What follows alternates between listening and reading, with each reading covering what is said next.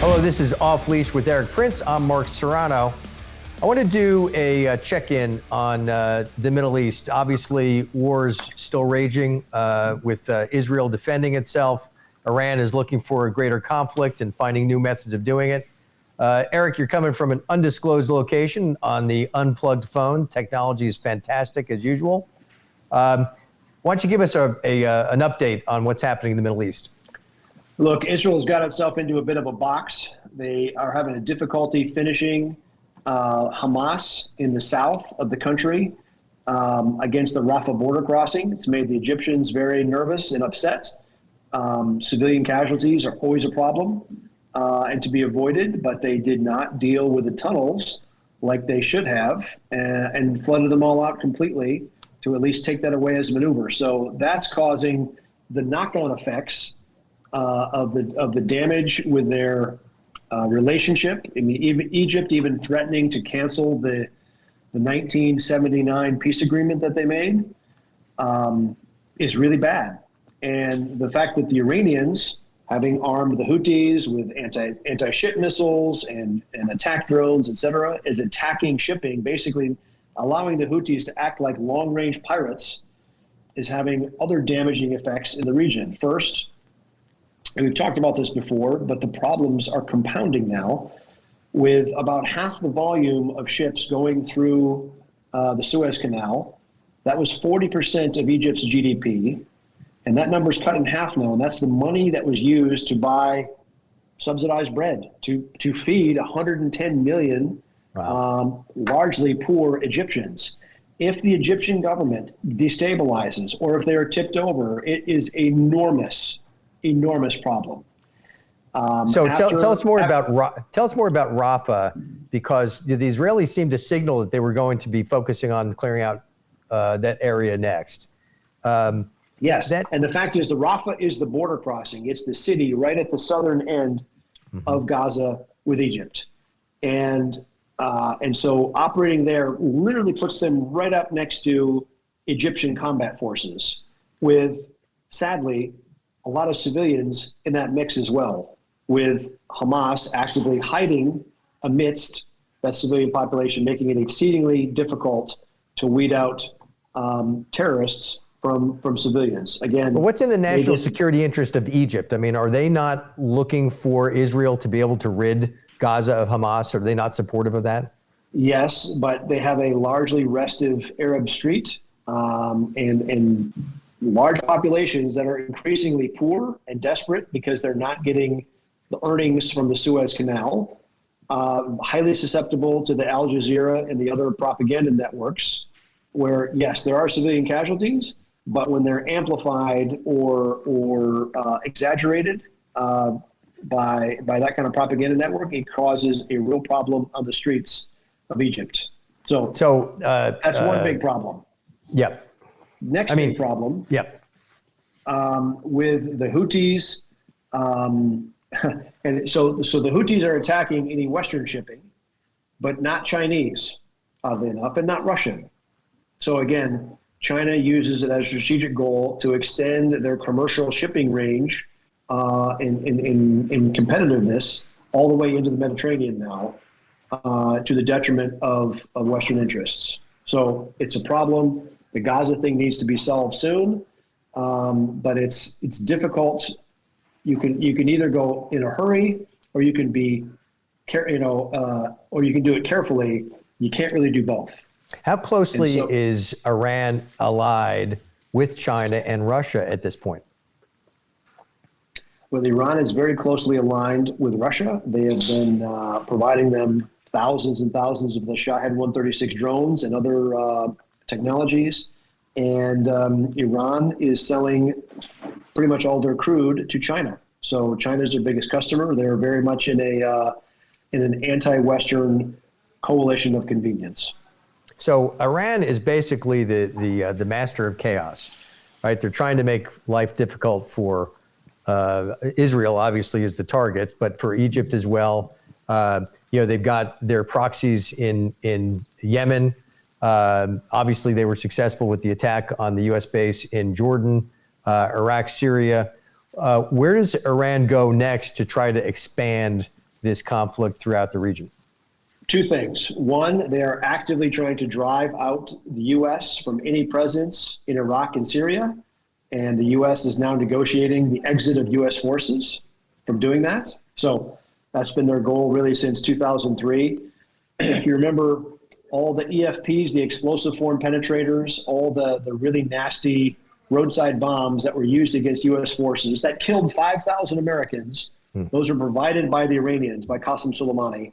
And so that goal of them driving the U.S. out of Iraq is just about complete. And second, I'd say the next place you're going to see real destabilization is in Bahrain, where you have a Sunni king with a largely Shia population, and the Iranians have been just cranking up the subversion there to displace a friendly pro-GCC monarch. They just about did it back in 2011-12 when the Arab Spring was raging. The Saudis actually sent forces in to support the Bahraini king. I would imagine the Iranians will do it in an even more lethal and nuanced way this time. So watch out for Bahrain. So they're proving how brazen they are. Which is incidentally, Bahrain is also incidentally where the U.S. Fifth Fleet, the U.S. Navy Command in the Persian Gulf is based.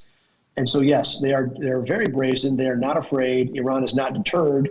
And worst of all, they appear to be only weeks away from being able to actually conduct a nuclear test, because they've been refining to weapons grade nuclear materials now for some months.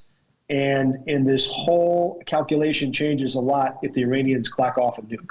But their brazenness is demonstrated by targeting the U.S. in allied territory.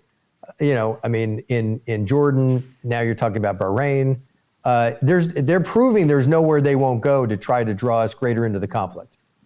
And I believe, like I said before, worth saying again, the reason the Biden response to killing Americans in Jordan and the 165 other attacks on U.S. positions in Iraq and Syria, 165 unanswered by the U.S., the reason all those U.S. bombing strikes were largely useless and pre-warned is because the Iranians have infiltrated so many operatives in the United States via our southern border. They send them over the last decade and a half. They send them to the southern border. Sorry, they send them to Venezuela. They're rebadged as Venezuelans, and they come north as refugees. We have the southern border is not just a complaint about demographics or votes or anything else. It is a true national security threat because we have no idea which unfriendly and capable forces, tens of thousands of military-age males from unfriendly countries are in our midst and could do an October 7 Hamas-like attack in America tomorrow. Yeah, but so here's what's fascinating to me. It's looking at the fecklessness of this administration. It seems to me fairly fundamental, basic. The response should be basic, that there are two immediate things that I would do. One is I would apply the most stringent sanctions to Iran in history and cut them off from their oil shipments and anybody else doing within the region or the U.S. or Europe doing any business with them. Second is I would use, if necessary, the National Guard, U.S. troops, our intelligence agencies to root out these terrorist cells in the U.S. If you're saying that a presence of Iranian terrorist cells in the U.S. is leverage, the Iranians are using it as leverage against Joe Biden to prevent him from acting more aggressively against them, that's a disaster and has got to be rooted out. Would you agree on those are the two basic, most fundamental steps we should be taking? The Iranians need to feel consequences for their actions. They haven't been feeling any consequences. And so there's a lot of ways to deliver that. That doesn't even require a conventional military response at all.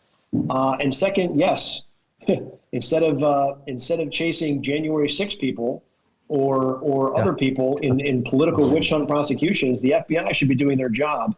The next time there's a terror attack in the United States, the FBI needs to be held to account for what were you doing to protect the homeland of the United States and not practice political witch hunting. That's just mind-blowing to suggest that that is leverage they're using against Joe Biden to prevent him from acting more aggressively against them. That's just, and he's the one who got us here because he basically lifted the sanctions against them. They got rich again, and it only took 3 years. It didn't take very long for them to get rich again and use that against us. It's about $3 billion a month. Removing the oil sanctions from the Iranians gives them about $3 billion a month in earnings, and they even delisted the Houthis as terrorists. So again, everything that our neighbors or our friendly partners in the Middle East asked them not to do, the Biden administration did. So it is frustrating it's a frustrating time to be a friend or ally of America, let alone an American citizen. How do you justify this? Even now you're saying that they're weeks away from a nuclear test in Iran. Obama started this with the Iran nuclear deal. How on earth do they justify these policies?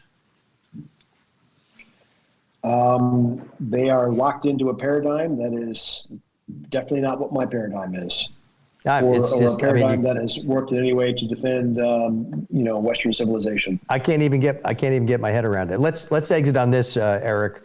If you're Benjamin Netanyahu, what are your next moves in the coming weeks? The main enemy are the mullahs in Iran, and that's where the pressure needs to be applied. Don't give them the fight they want in dicking around in the peripheral areas. Pressurize them in their most vulnerable spots in their own capital, in their own backyard. So Netanyahu needs to keep fighting his war in Gaza, but his ally, the U.S., should be applying the greater pressure on Iran to take that pressure off of Israel. That's not going to happen. That's not going to happen. Right. Incredible. Well, amazing update from your undisclosed location. Erik, stay safe where you are. And thanks, folks, for joining us. And don't forget to check out the Unplugged phone at unplugged.com/offleash. Until next time, thanks for joining.